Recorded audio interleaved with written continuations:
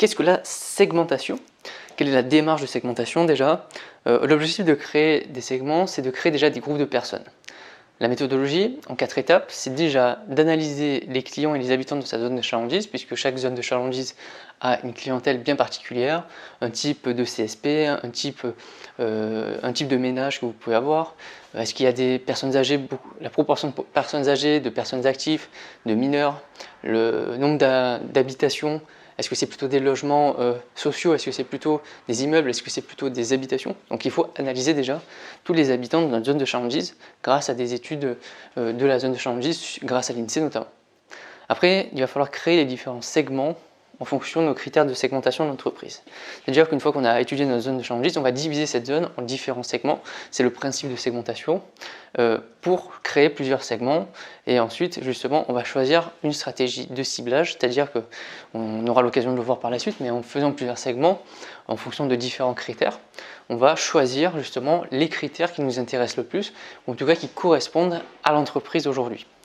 Et après, une fois qu'on aura effectué notre stratégie de ciblage, on va pouvoir construire une stratégie de marketing autour justement de ce choix pour proposer une offre de produit qui soit adaptée aux différents segments que l'on vise. Ça, c'est la première chose. Ensuite, on parle justement de créer des segments. Et pour créer des segments, il va falloir déterminer des critères de segmentation. On a 2 types de segmentation, la segmentation descriptive et la segmentation comportementale.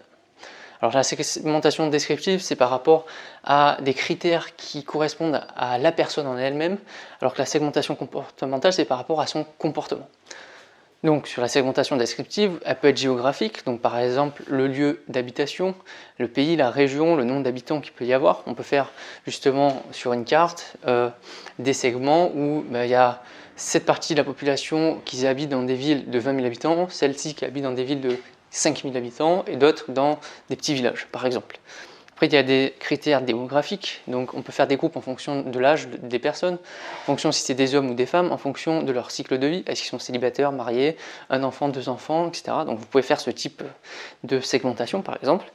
Vous pouvez faire une segmentation aussi descriptive socio-culturelle, c'est-à-dire que vous pouvez faire des groupes en fonction du niveau d'études, donc personnes qui ont le CAP-BEP, celles qui n'ont pas le bac, celles qui ont bac plus 2, bac plus 3, celles qui ont bac plus 5 et plus, par exemple, comme type de catégorie. Vous avez les CSP, les revenus bien sûr, le type de logement. Est-ce que tant de personnes habitent dans des HLM, tant de personnes habitent dans des pavillons, d'autres dans des appartements, d'autres dans des T1, T2, T3, T4, voilà. Vous pouvez faire ce type de segmentation aussi. La taille du foyer, la nationalité, religion, etc. Donc il y a pas mal de choses qui sont en lien avec les personnes.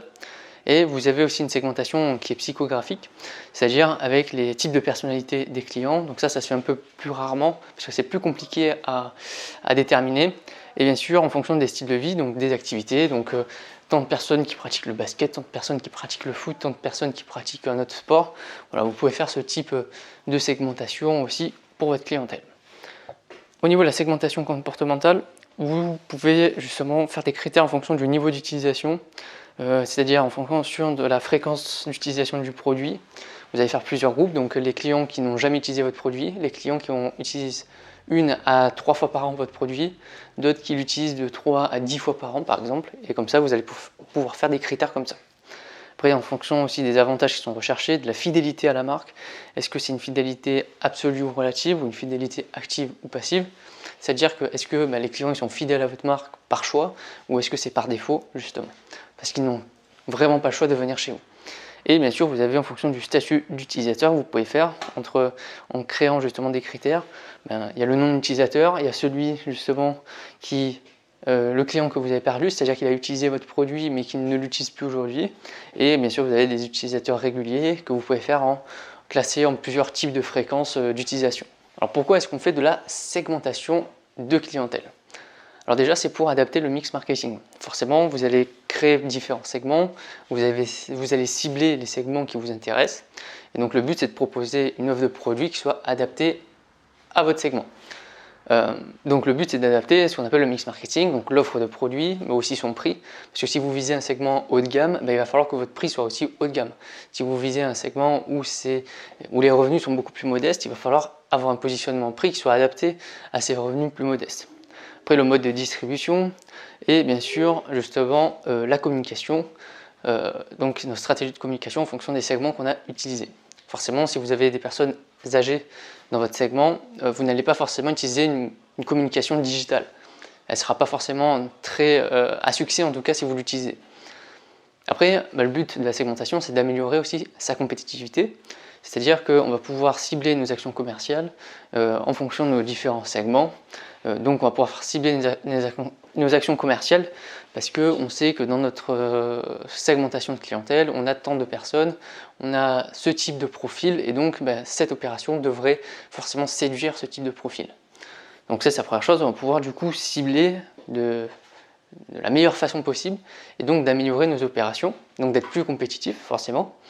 Et donc bien sûr développer aussi une stratégie, c'est-à-dire qu'on va avoir le choix de choisir plusieurs segments. Alors soit on va en choisir que un ou deux, donc on va opter pour une stratégie de spécialisation, soit on va opter pour satisfaire beaucoup de segments ou différents segments, et donc on va avoir une stratégie de diversification. Après, le but aussi de la segmentation, c'est d'optimiser ces opérations de communication. C'est l'une des principales, justement, de l'un des principaux objectifs. Pourquoi? Parce qu'on va étudier notre clientèle, donc forcément on va pouvoir cibler justement notre communication uniquement pour les segments qui nous intéressent. Inutile de diffuser justement une publicité à l'ensemble de la clientèle de la zone de chalandise si il n'y a que 20% qui nous intéressent. Donc autant cibler ces 20% là et concentrer tout notre budget sur l'acquisition de ce type de clients.